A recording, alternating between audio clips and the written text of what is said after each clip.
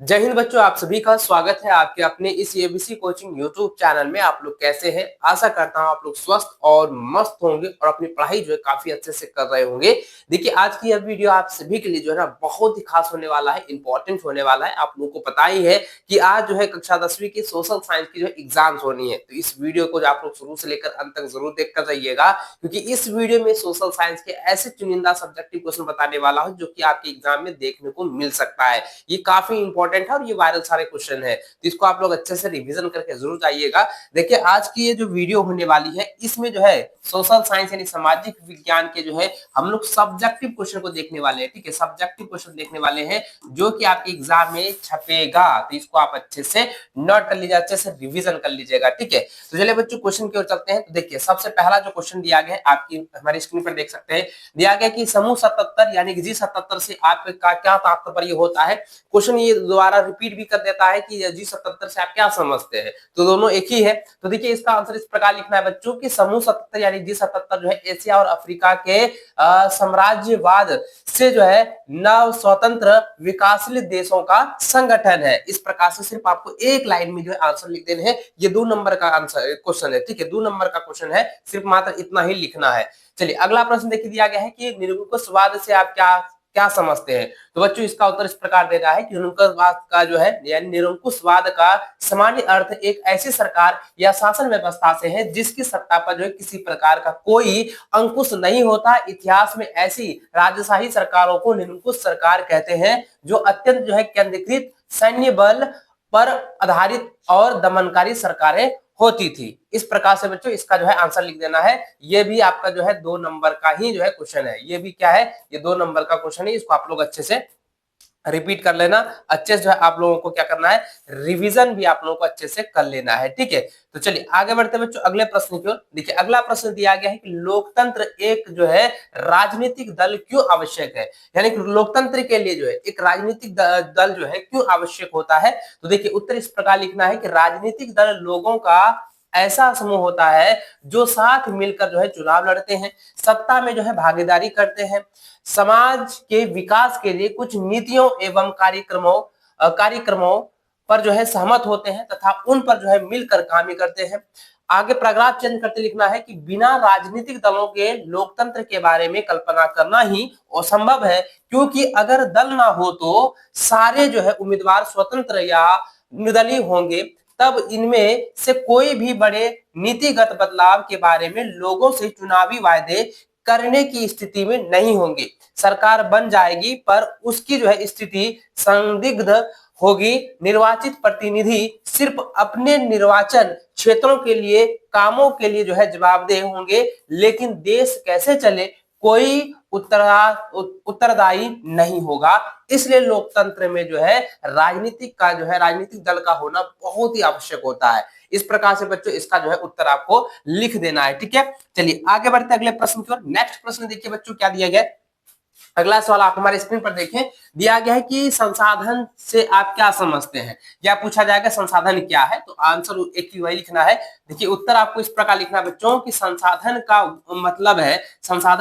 मतलब है ऐसी चीजें जिनका इस्तेमाल हमारी जरूरतों को पूरा करने के लिए करते हैं। ये चीजें प्राकृतिक और सांस्कृतिक दोनों तरह की हो सकती है। संसाधन समाज, संगठन और लोगों के काम करने और तरक्की करने का आधार होते हैं। इस प्रकार से आपको लिख देना है संसाधन। ठीक है, चलिए अगला प्रश्न देखिए बच्चों, ये भी दिया गया कि मरियान और जर्मेनिया कौन थे। तो इसका आंसर इस प्रकार लिखना है कि फ्रांस और जर्मनी के कलाकारों द्वारा स्वतंत्रता, न्याय तथा विचारों को प्रकट करने के लिए नारी रूपक को प्रयोग किया गया। फ्रांस में इसी नारी रूपक को मरियान नाम दिया गया और जर्मन में जो है जर्मेनिया जो है नाम दिया गया। तो देखिए क्या हुआ, यहाँ पे नोट कर लीजिएगा, फ्रांस में मरियान जो है नाम दिया गया और जर्मनी में जर्मेनिया जो है नाम दिया गया। इस प्रकार से जो है आपको उत्तर लिख देना है। अगर आपको ये सटीक लैंग्वेज में पूछा जाए, आप सटीक लैंग्वेज में पूछ सकते हैं, बता सकते हैं कि मरियान और जर्मेनिया जो एक कलाकारों के जो है स्वतंत्रता सेनानी थे। इतना सा आप लिख दीजिएगा, आपको जो है आंसर जो आपको जो है जितना जो है अंक दिया रहेगा पूरा फुल मार्क आपको मिल जाएगा। चलिए अगला सवाल देखिए बच्चों, दिया गया है कि सत्याग्रह के विचार का क्या जो है मतलब है, क्या तात्पर्य होता है? ये सवाल आपके बोर्ड एग्जाम में कई बार रिपीट हो रहा है और इस बार भी आने वाला है। देखिए क्या है, सत्याग्रह के विचार का क्या अर्थ होता है, क्या मतलब होता है, क्या तात्पर्य होता है, इस प्रकार से मैंने कई बार जो आप लोगों को पढ़ा चुका है, रिपीटेड करवा चुका है। देखिए यहाँ पे सवाल जो आंसर इस प्रकार लिखना बच्चों की, सत्याग्रह का विचार जो है सामूहिक आंदोलन की एक अनूठी पद्धति को दर्शाता है जो सत्य की शक्ति और सत्य की खोज की आवश्यकता पर जोर देता है।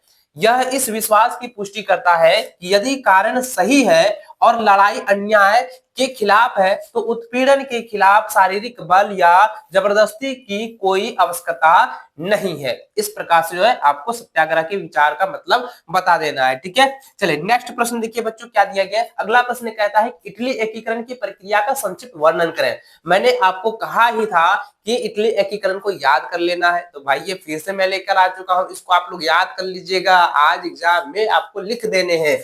देखिए क्या है उत्तर आपको लिखना है बच्चों की, इटली एकीकरण की प्रक्रिया। उत्तर लिखना है कि इटली अनेक जो है वंशानुगत राज्यों तथा बहुराष्ट्रीय हैब्सबर्ग साम्राज्य में बिखरा हुआ था। युद्ध के जरिए इतावली राज्यों को जोड़ने की जिम्मेदारी जो है सार्डिनिया, पिडमांट के शासक विक्टर एमनुएल द्वितीय पर थी। आगे जो है गौ नंबर जो है पॉइंट लिखना है कि मंत्री प्रमुख कावूर, जिसने जो है इटली के प्रदेशों को एकीकरण करने वाले आंदोलन का नेतृत्व किया। और चौथा लिखना है कि कावूर ने जो है फ्रांस से सार्डिनिया पिडमांट की एक चतुर कूटनीतिक संधि की। फ्रांस की मदद से 1859 में जो है ऑस्ट्रेलियाई बलों को हरा पाने में कामयाब हुआ। और आपको जो है पांचवा पॉइंट बताना है कि ज्यूसेप्पी जो है गौरीबॉल्डी के नेतृत्व में भारी संख्या में सशस्त्र स्वयंसेवकों ने इस युद्ध में हिस्सा लिया। और अगला पॉइंट आपको बताना है कि 1860 में जो है वे दक्षिण इटली दो सिसिलियों के राज्यों पर कब्जा जमाया। अंत में स्पेनी शासक को हटाने के लिए स्थानीय किसानों का समर्थन पाने में सफल रहे। इस प्रकार से बच्चों इटली एकीकरण की प्रक्रिया का जो है आपको बताना है। आगे आपको यहाँ पे लिखना है बच्चों कि इस प्रकार इटली एकीकरण की प्रक्रिया में शासक विक्टर जो है एमनुएल कावूर और ज्यूसेप्पी गौरीबॉल्डी की विशेष जो है भूमिका थी। और 1861 में एमनुएल द्वितीय को जो है एकीकृत इटली का राजा घोषित किया गया। इस प्रकार से जो है इटली एकीकरण के बारे में आपको लिख देने हैं। ठीक है, ये आपको जो है यहाँ पे आपको 3 नंबर मिलने वाला है, इसमें आपको 3 नंबर दिया जाएगा। ठीक है, चलिए आगे बढ़ते हैं। अगला सवाल देखिए बच्चों दिया गया, बहुत ही इंपॉर्टेंट है, रिपीटेड सवाल है, कई बार एग्जाम में रिपीट आ चुका है। ये आपका 2019 की बोर्ड की परीक्षा में पूछा गया है, 2022 में पूछा गया, 2023 में पूछा गया है, फिर 2024 में पूछा गया था। ठीक है, तो देखिए और इस बार भी आ रहा है। तो देखिए चलिए आगे यहाँ पे देख लीजिए क्या दिया गया है। देखिए बच्चों दिया गया है कि भारत की सबसे जो है बड़ी नदी घाटी परियोजना कौन है और यह किस नदी पर है और इससे जो है किस क्षेत्र की आर्थिक विकास में मदद मिलती है। यानी कि पहला जो यहाँ पर सवाल क्या दिया है कि भारत की सबसे बड़ी नदी घाटी परियोजना कौन है। तो यहाँ पे देखिए तो भारत की सबसे बड़ी नदी घाटी परियोजना भाखड़ा नंगल परियोजना है। ठीक है, और यह किस नदी पर है वो भी यहाँ देखेंगे, लिखेंगे यह सतलज नदी पर बनाई गई है। किस नदी पर? यह जो है सतलज नदी पर जो है बनाई गई है। इस परियोजना से पंजाब, हरियाणा, दिल्ली, उत्तर प्रदेश, हिमाचल प्रदेश, राजस्थान और जम्मू कश्मीर राज्यों को लाभ मिला है। इससे जो है कृषि और उद्योगों में क्रांतिकारी परिवर्तन आए। इस परियोजना से 15 लाख हेक्टेयर भूमि की सिंचाई कर देश में हरित क्रांति लाने में मदद मिली। जल विद्युत उत्पादन के द्वारा उन राज्यों में लघु एवं कुटीर उद्योग का जाल बिछ गया। इस प्रकार से आपको जो है आंसर लिखना है। ये तीनों जो 3 क्वेश्चन यहाँ पे दे रहा है, 1 या 2 और ये 3 को क्वेश्चन दे रहा है, इसमें आपको जो है 3 नंबर मिलेगा। ठीक है, चलिए आगे बढ़ते हैं। नेक्स्ट प्रश्न देखिए बच्चों दिया गया है। अगला प्रश्न आपके सामने ये रहा, सवाल कह रहा है कि कृषि की परिभाषा दीजिए। कृषि की परिभाषा दीजिए यानी कृषि क्या होता है ये आपको बताना है। और कृषि में भारत में जो है कृषि के लिए कौन कौन सी भौगोलिक सुविधाएं उपलब्ध है ये भी आपको बताना है। भारत में जो है कृषि की कौन कौन सी भौगोलिक जो है सुविधाएं हैं वो भी आपको यहाँ पे बताने हैं। तो बच्चों उत्तर इस प्रकार लिखना, आंसर देने हैं कि कृषि का अर्थ है फसल उत्पन्न करने की प्रक्रिया, फसल उत्पादन, पशुपालन आदि की कला विज्ञान और यहाँ पे कला हो जाएगा आदि की कला विज्ञान और तकनीक को जो है कृषि कहते हैं। एक बार फिर से पढ़ देता हूं कि कृषि का अर्थ है कि फसल उत्पन्न करने की प्रक्रिया, फसल उत्पादन, पशुपालन आदि की कला विज्ञान और तकनीक को ही कृषि कहते हैं। ठीक है, और अभी आगे यहाँ पे लिखा गया, प्रश्न पूछा गया है कि कृषि में जो है भारत में कृषि के लिए कौन कौन सी जो है भौगोलिक सुविधा है। तो उत्तर आपको लिखना है पैराग्राफ चेंज करते हुए कि भारत में कृषि के लिए जो है निम्नलिखित भौगोलिक सुविधाएं प्राप्त है। तो पहला पॉइंट देना है कि भारत में कृषि के लिए जो है विशाल भूमि जो है क्षेत्र है। भारत में कृषि के लिए क्या है, विशाल भूमि जो है क्षेत्र है। और दूसरा पॉइंट बताना है कि भारत में कृषि की प्रतिशत भी उच्च मिलता है। प्रतिशत क्या है, उच्च मिलता, अधिक है। अगला तीसरा पॉइंट बताना है कि भारत में जो है बहुत उपजाऊ जो है मिट्टी उपलब्ध है। भारत में बहुत उपजाऊ जो है मिट्टी उपलब्ध है। अगला है कि भारत में जलवायु की जो है अनुकूलता पाई जाती है। ठीक है, अब पांचवा पॉइंट लिखना है कि भारत में फसलों के लिए जो है लंबा वर्धन काल जो है पाया जाता है। यहाँ पे अतः लिखना है, अतः उपरोक्त विचार बिंदुओं के आधार पर यह कहा जा सकता है कि भारत में कृषि के लिए अनुकूल भौगोलिक सुविधाएं प्राप्त है और इन भौगोलिक सुविधाओं के कारण ही भारत एक कृषि प्रधान देश है। इस प्रकार से आपको उत्तर जो है लिख देना है। ठीक है, चलिए नेक्स्ट प्रश्न देखिए बच्चों, दिया गया है कि लोकतंत्र की सफलता की किन्हीं 4 आवश्यक शर्तों का वर्णन करें। तो लोकतंत्र की जो सफलता है, जो लोकतंत्र जो है वो क्यों सफल है, इसके बारे में आपको जो है 4 जो है शर्त बताने हैं, 4 आवश्यक शर्त आपको बताने हैं। तो उत्तर आपको सबसे पहले ये लिखना है कि लोकतंत्र की सफलता के लिए 4 आवश्यक शर्त जो है निम्न है। जो निम्न इस प्रकार है, पहला यहाँ पे का जो है बताना है, पहला जो है शर्त बतानी है कि मौलिक अधिकार लोकतंत्र में अपने नागरिकों को मौलिक अधिकार दिए जाते हैं जिससे वे उन अधिकारों का उपयोग कर समाज में श्रेष्ठ नागरिक बनते हैं।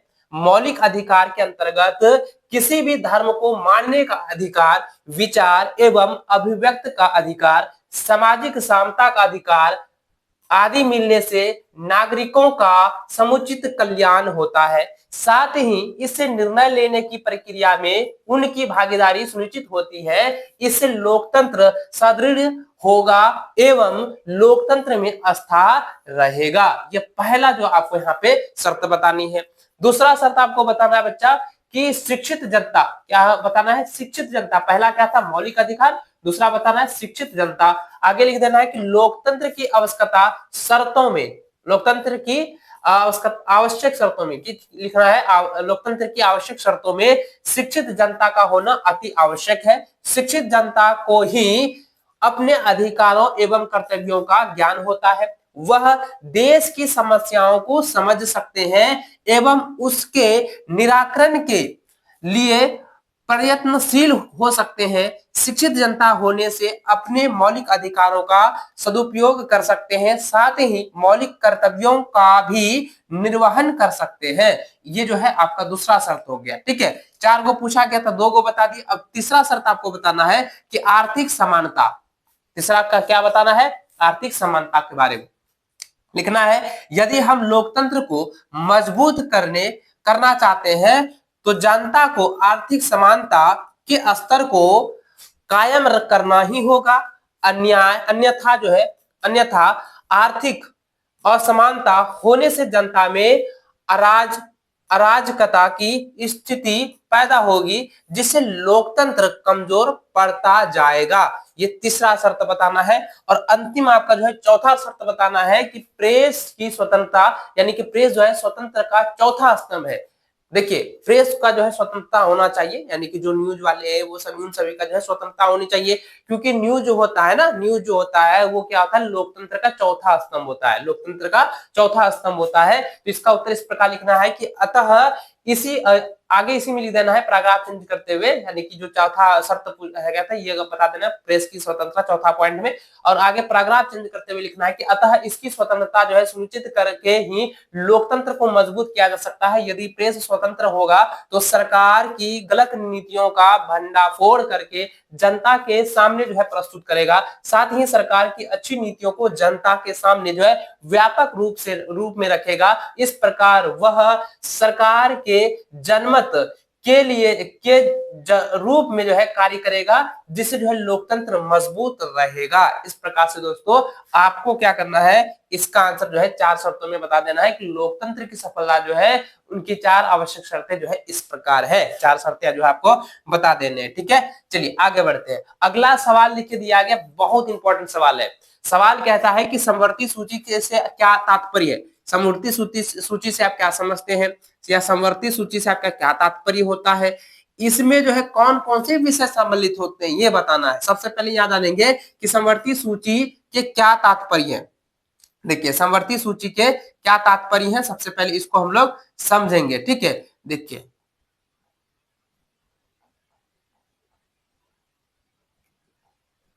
चलिए आगे देखते हैं। देखिए क्या लिखना है, सबसे आंसर देना है कि विषयों की वह सूची जिस पर कानून बनाने का अधिकार केंद्र सरकार और राज्य सरकार दोनों का होता है, लेकिन जब दोनों के कानूनों में टकराव होता है तो केंद्र सरकार द्वारा बनाया गया कानून ही मान्य होता है। इसमें जो है 16 विषय है। कितने विषय है, 16 विषय है। आगे आपको लिखना है कि समवर्ती सूची में शिक्षा, वन, नापतौल, वन्य जीवों एवं पक्षियों का संरक्षण, न्याय का प्रशासन जैसे विषय शामिल हैं। ये सभी विषय जो है समवर्ती सूची के अंतर्गत आते हैं।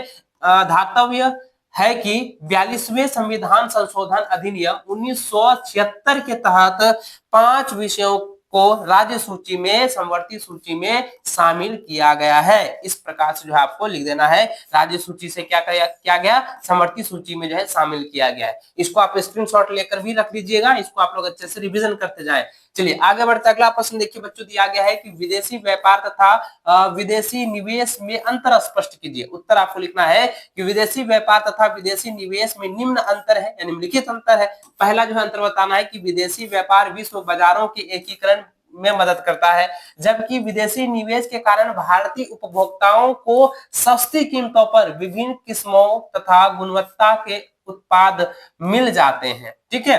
दूसरा अंतर बताना है कि विदेशी व्यापार घरेलू बाजारों अर्थात अपने देश के बाजारों से बाहर के बाजारों में पहुंचने के लिए एक अवसर जो है प्रदान करता है, जबकि विदेशी निवेश जो है मुद्रा की समस्या का समाधान कर देता है। इसके द्वारा अतिरिक्त विदेशी मुद्रा जो है इकट्ठी हो जाती है।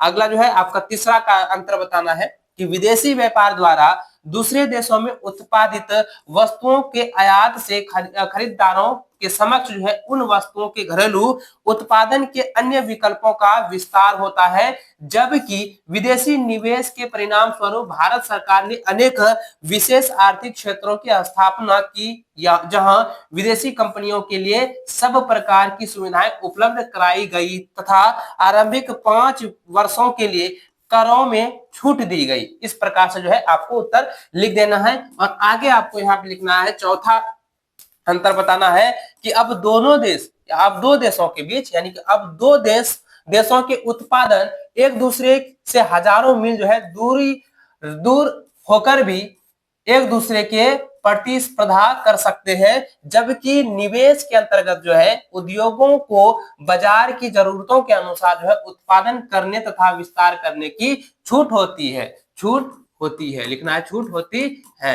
इस प्रकार से जो है आपको 4 पॉइंट में आंसर आपको लिख देने हैं, ठीक है। 4 पॉइंट में आपको आंसर जो है और अंतर बता देना है कि विदेशी व्यापार और विदेशी निवेश में जो है इस प्रकार से अंतर है। चलिए अगला सवाल देखिए बच्चों, अगला सवाल प्रश्न दिया गया है कि बहुराष्ट्रीय कंपनियां जो है किस प्रकार दूसरे देशों में उत्पाद या अपने उत्पाद पर नियंत्रण स्थापित करती हैं। बहुत इंपॉर्टेंट सवाल।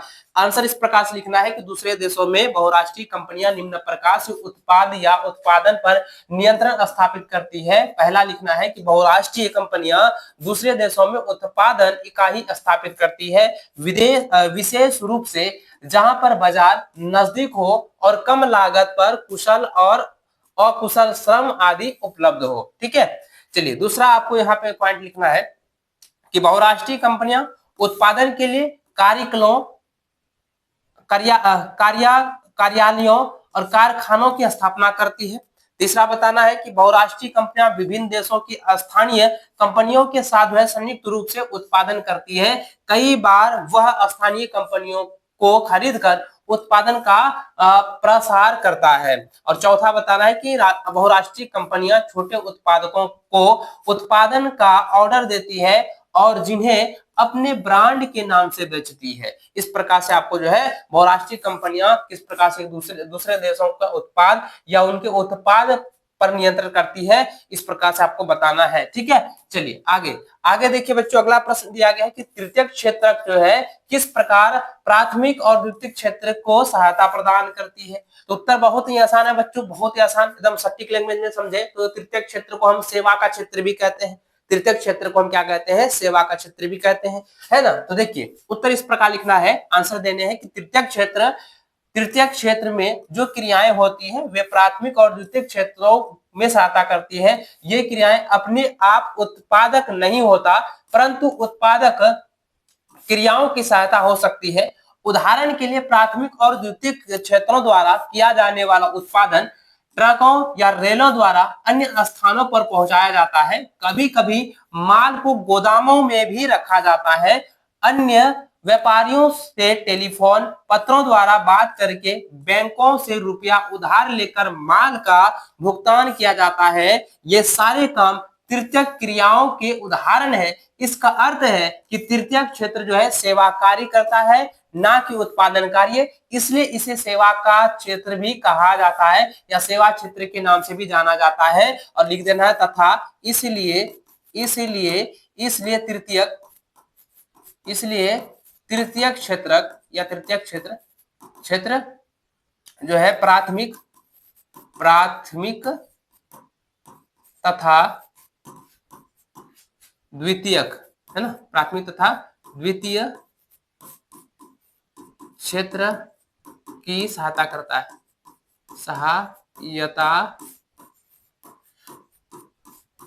है, इस प्रकार से जो है उत्तर आपको लिखते जाना है। ठीक है, चलिए हो गया। अगला देखिए, अगला जो सवाल है ना बच्चों, इसको आप लोग नोट डाउन कर लीजिए। ठीक है, देखिए अगला सवाल कहता है कि भारत की विभिन्न प्रकार की सड़कों का वर्णन करें। भारत में जितने भी प्रकार के सड़क हैं उनके बारे में आपको जो है बताना है, एकदम पूरा एक से दो लाइन में आपको डिफिनेशन देना है, परिभाषित करना है। ठीक है, तो उत्तर आपको लिखना है भारत में सड़कें जो है विभिन्न प्रकार की होती है। सड़कों को राष्ट्रीय मार्ग, राज्य मार्ग, जिलों की सड़कें, गांव की सड़कें तथा सीमा सड़कों के रूप में भी बांटा जा सकता है। तो सबसे पहले क्या लिखे हम, राष्ट्रीय मार्ग, तो लिखेंगे राष्ट्रीय मार्ग। राष्ट्रीय महत्व की सड़कें हैं, ये एक राज्य को दूसरे राज्य से मिलाती है। इन महामार्गों का निर्माण कार्य एक रख रखाव केंद्रीय सरकार द्वारा कराया जाता है। ये किसका, राष्ट्रीय महामार्ग का। ठीक है, आगे देखिए, आगे आपको लिखना है राज्य मार्ग। तो राज्य महामार्ग जो होता है वो इसका निर्माण और रख रखाव का दायित्व जो है राज्य सरकारों का होता है। ये मार्ग जो है राज्य की राजधानी को जिला मुख्यालयों तथा अन्य महत्वपूर्ण नगरों से जोड़ते हैं। ठीक है, और आगे जो है लिखना है जिले की सड़कें। तो जिले की सड़कें सिर्फ जो है जिला मुख्यालय को जिले के विभिन्न नगरों व कस्बों से जोड़ती है। और गांव की सड़कें क्या होता है कि गांव का निकटवर्ती कस्बों और नगरों से जोड़ती है, यानी कि दो गांवों को जो है आपस में जो है ये सड़कें जोड़ती है, जिसको हम कहेंगे गांव की सड़कें। ठीक है, और आगे लिखना है सीमा सड़कें। तो सीमा सड़कें होता है कि इनका जो निर्माण देश की सीमावर्ती क्षेत्रों में किया जाता है। आज सीमा सड़क संगठन ने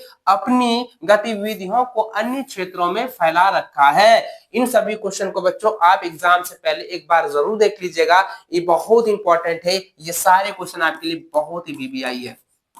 ठीक है, एग्जाम में क्वेश्चन आ सकता है, इसको आप लोग अच्छे से नोट कर लिए, रिवीजन कर लीजिएगा। तो चलिए बच्चों, आज की वीडियो आप सभी के लिए काफी खास और महत्वपूर्ण रहा होगा। तो वीडियो को लाइक शेयर जरूर करते जाइए और चैनल पर पहली बार आए चैनल को सब्सक्राइब करने के साथ बेल आइकन को भी प्रेस जरूर कर लीजिए। मिलते हैं नेक्स्ट वीडियो में, तब तक जय हिंद, वंदे मातरम।